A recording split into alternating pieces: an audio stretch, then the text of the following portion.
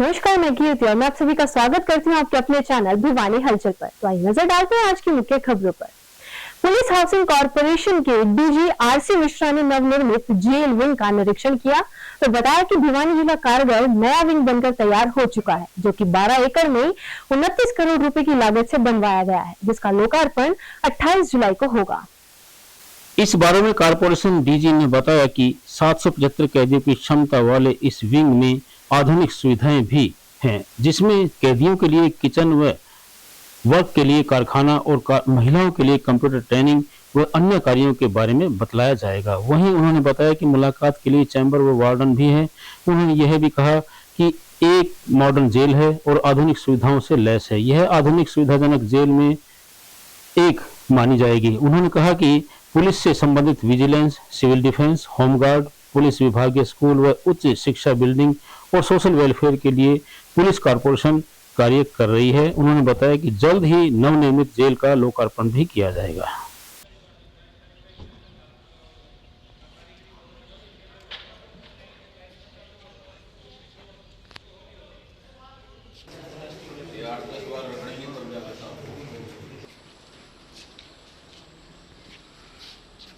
का नया विंग बनाया गया है। ये 12 एकड़ में नया विंग बना है और इसकी लागत तकरीबन 29 करोड़ के करीब है। इसमें जो है 5 मेल वार्ड हैं जहाँ पे कि प्रिजनर्स रहेंगे और एक जो है फीमेल का है। टोटल इसकी कैपेसिटी है 775 के करीब कैदी इसमें रह सकते हैं। उनका अलग से यहाँ पे किचन पूरा है। उनके जो है यहाँ पे कारखाना जहाँ पे वो वर्क करेंगे वो भी है। फीमेल का अलग से जो है बनाया गया है और उनको कंप्यूटर के बारे में ट्रेनिंग या और भी जो उनके जो है वर्क्स हैं उसके बारे में यहाँ पे बताया जाएगा। मुलाकात के लिए अलग से चैम्बर बने हैं, मॉडर्न है और बहुत बढ़िया जो है इसको जो है वो किया गया है, कंस्ट्रक्ट किया गया है। तो ओवरऑल पूरी जेल मॉडर्न है, सभी फैसिलिटीज़ यहाँ पे अवेलेबल हैं। जो कैदी हैं उनके रहने के लिए उनका जो वॉशरूम एरिया है, जो आपका खाने का एरिया है, वो सब बहुत ही अच्छा बनाया गया है। मैं समझता हूँ ये आधुनिक सुविधाजनक जेल में से एक मानी जाएगी। सर, पुलिस हाउस क्या कार्य कर रही है जेल की सारी? पुलिस हाउसिंग कॉर्पोरेशन का काम है कंस्ट्रक्शन का। तो हम पुलिस डिपार्टमेंट के तो सभी काम करते हैं, चाहे पुलिस स्टेशन हो, पुलिस पोस्ट हो, पुलिस लाइंस की बिल्डिंग्स हो, ट्रेनिंग सेंटर्स हो, वो सब तो हम कर रहे हैं। साथ में हम जो है जेल डिपार्टमेंट के भी जितनी जेल्स हैं, इनकी जितनी बिल्डिंग्स हैं वो भी बना रहे हैं। जो इनके एडमिनिस्ट्रेटिव ऑफिसेज हैं वो भी कर रहे हैं। जो हमारा विजिलेंस विंग है जिसको आजकल एंटी करप्शन ब्यूरो कहते हैं, उसका भी हम काम कर रहे हैं, उनके भी विंग्स बना रहे हैं। पुलिस जो हमारा सिविल डिफेंस और होमगार्ड से उसका भी काम कर रहे हैं। उसके साथ साथ हरियाणा गवर्नमेंट के कई विभाग हैं जिनके भी काम पुलिस जो है हाउसिंग कॉर्पोरेशन कर रही है, जिनमें से प्रमुखतया जो है ट्रांसपोर्ट डिपार्टमेंट है, एजुकेशन डिपार्टमेंट है, टेक्निकल एजुकेशन है, हायर एजुकेशन है। निफ्ट की national institute of fashion technology की बिल्डिंग हमने बनाया, यूएचपीएन की बिल्डिंग हमने बनाया है।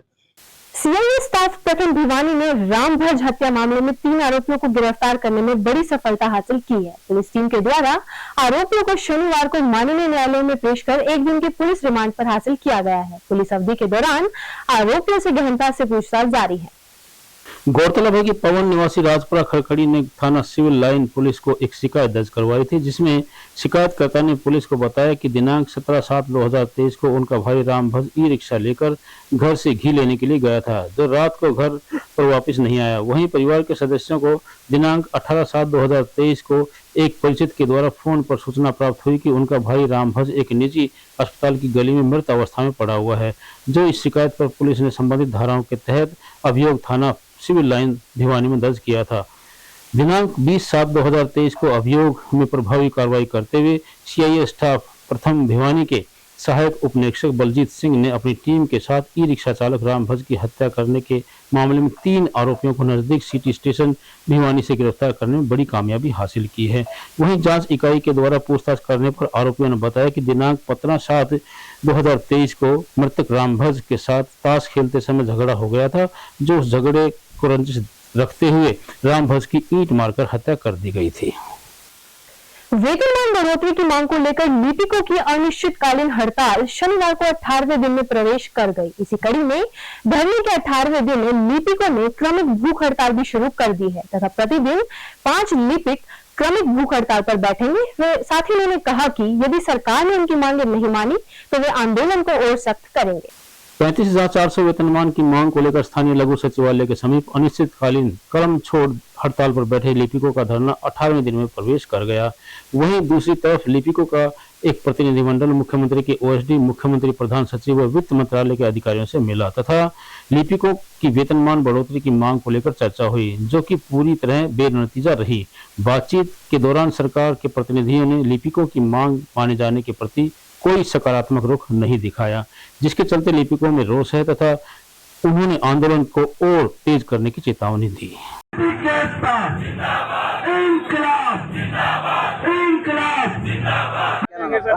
मनोज कुमार नाम है, क्लर्क पब्लिक है। पिछले 17 दिन से हम लगातार शांतिपूर्ण तरीके से हम अपना धरना चला रहे थे। कल हमारी सरकार से बातचीत थी जो विफल रही, उसके रोष स्वरूप हम सांकेतिक हड़ताल पे, हम भूख हड़ताल पे बैठ गए हैं।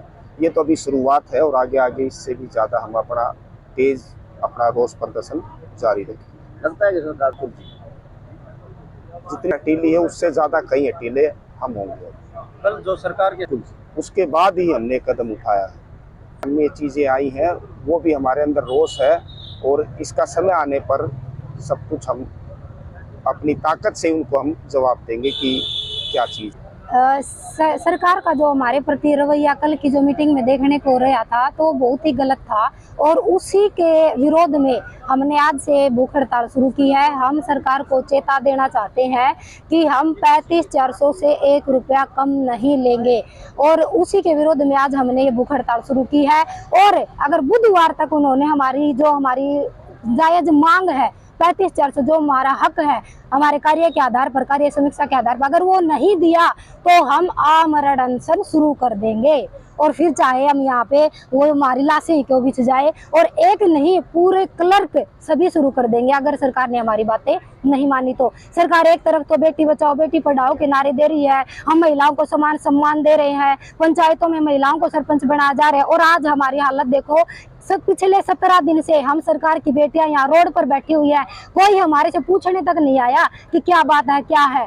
तो इसलिए सरकार को हम बताना चाहते हैं कि ये सिर्फ कागजों में ये दिखावा कर रहे हैं जो बेटी बचाओ को, और ये उसको एक बार देखो आकर के क्या हो रहा है। पेड़ों के महत्व व निरंतर बढ़ते जा रहे पर्यावरण प्रदूषण को संतुलित करने के लिए हरियाणा सरकार तरह तरह के कदम उठा रही है। इसी कड़ी में शनिवार को शंकर नर्सरी संचालक चंद्रमोहन के 35वें जन्म दिवस के उपलक्ष्य में जिला बाल कल्याण ऑफिस में त्रिवेणी पौधारोपण किया तो 11 अन्य फलदार पौधे उपस्थित लोगों को उपहार स्वरूप भेंट भी किए।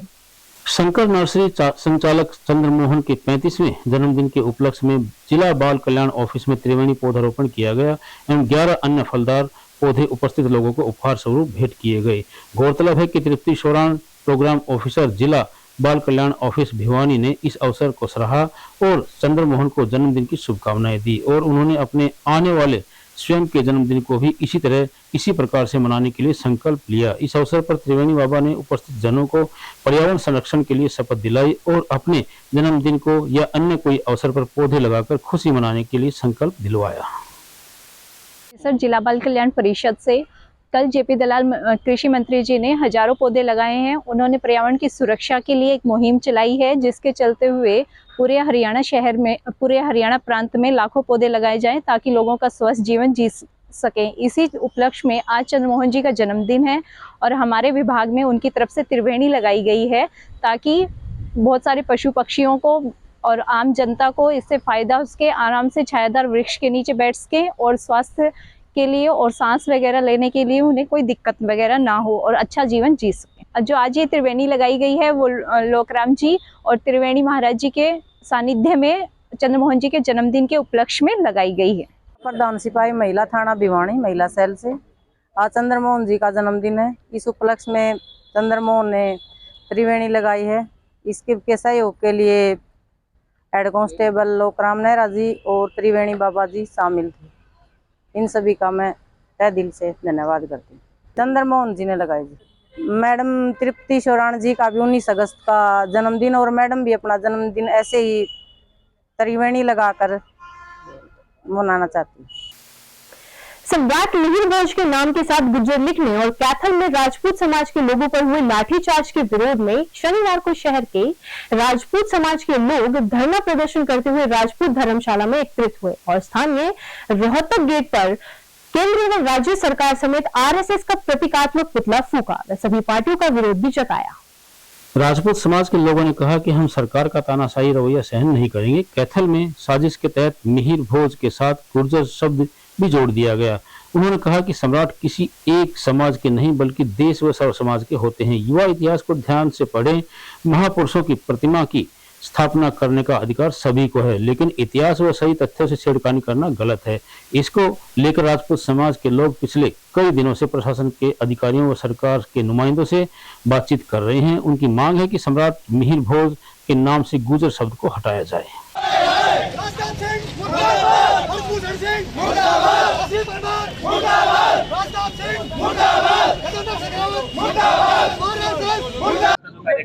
मैं राहुल राणा और आज मानवता वीर सेना ने जो मिहिर भोज गुजरों के द्वारा एक प्रतिमा स्थापित की गई थी उसके विरोध में ये प्रदर्शन किया गया। हम चाहते हैं कि हृदय सम्राट हिंदू सम्राट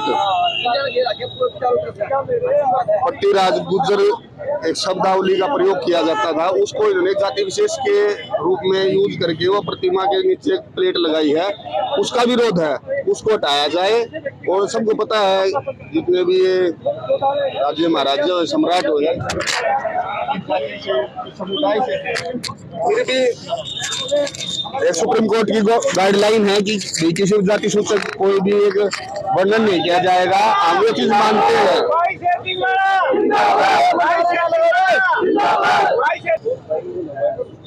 आज हम सब इकट्ठे हुए हैं जो कैथल में लाठीचार्ज हुआ था, जो इतिहास चोरी चल रहा है जिसमें आरएसएस और बीजेपी मिली हुई है, क्योंकि उनको अच्छी तरह पता है कि इतिहास क्या था और जो हमारा इतिहास चुराया जा रहा है उस पर कोई कार्रवाई नहीं हो रही, बल्कि सरकार के मंत्री और विधायक वहां जाके उन मूर्तियों का उद्घाटन करने के लिए जा रहे हैं।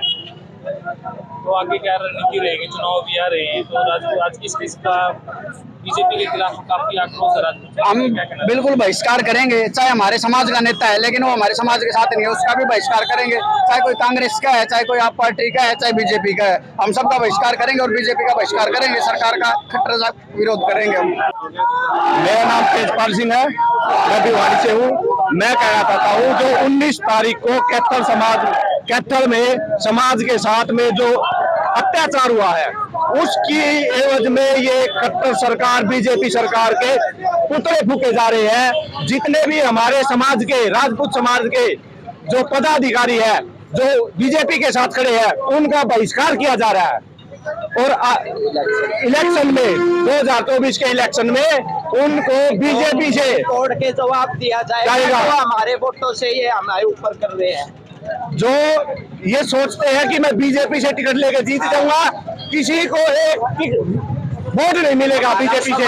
जाग चुका है अब। देखिए जिस प्रकार से जो सरकार का रवैया निकल के आया, ठीक है, दो समाजों का टकराव था तो वहाँ सरकार का ये काम बनता था, ड्यूटी बनती थी कि किसी प्रकार से इस टकराव को रोका जाए। और सम्राट जो जिस प्रकार से बात निकल के आई कि सम्राट तो पूरे समाज का होता था, आज उसके ऊपर एक जातीय सूचक बात लिख करके यानी कि किसी एक अन्य समाज की जो है तौहीन की गई है। और वहाँ पर अगर राजपूत समाज के वहाँ पर योद्धा अगर वहाँ जाके विरोध करते हैं तो उनके ऊपर सरकार द्वारा लाठीचार्ज किया जाता है। इससे दुर्भाग्यपूर्ण स्थिति नहीं हो सकती। ये पूरे राजपूत समाज के ऊपर कुठाराघात किया है और बीजेपी का यहाँ पर पूरा राजपूत समाज बहिष्कार करता है। और यही नहीं, पूरे हिंदुस्तान के अंदर आने वाले 2024 में राजपूत समाज पूर्ण रूप से बीजेपी का बहिष्कार करता है। मेरा विकास नाम से अब हमारा समाज बिल्कुल जाग चुका है। हमारे षड्यंत्र के तरीके से 19 तारीख को और 20 तारीख को सुबह 7 बजे हमें कोई आपत्ति नहीं है कितनी भी फोटो लगाई जाए, सिर्फ एक जाति सूचक शब्द लगा दिया उसके आगे गुज्जर। मेरा नाम निखिलेश तंवर है। देखो हमारा समाज बीजेपी को 95% के लगभग वोट देता है पूरे हरियाणा के अंदर, पूरे देश के अंदर। आज दो समाजों के बीच विवाद हो गया है।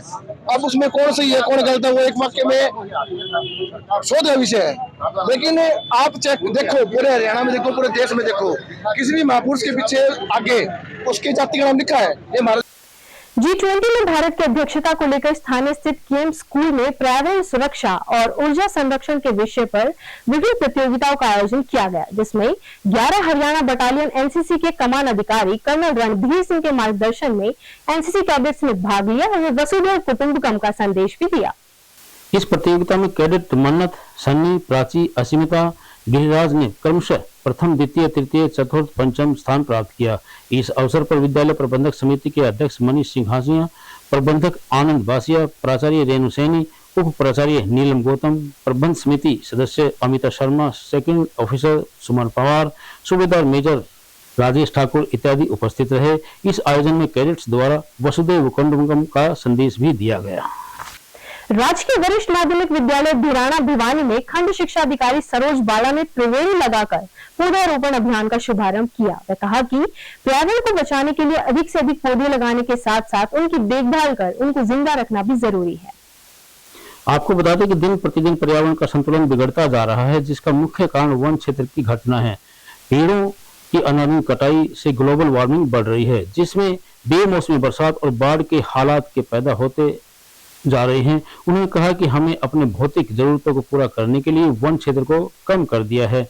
जितनी संख्या में पेड़ों की कटाई होती है उतनी संख्या में पेड़ लगाने भी जरूरी है। पेड़ों से पर्यावरण का संतुलन बना रहता है। इस प्रदूषण से निजात केवल पेड़ ही दे सकते हैं। प्राचार्य श्री जगदीप कुमार ने आह्वान करते हुए कहा कि वे अपने बच्चों के जन्मदिन बुजुर्गों की याद में पौधारोपण करें। इससे पौधे के साथ विशेष लगाव रहता है। उन्होंने कहा कि पौधा लगाने के साथ साथ उसकी देखभाल भी जरूरी है। कम से कम 3 या 4 साल तक पौधे की देखभाल अवश्य है। खबरों का सिलसिला यूं जारी रहेगा। मुझे और भिवानी हलचल की टीम को दीजिए इजाजत और बने रहिए आपके अपने चैनल भिवानी हलचल के साथ।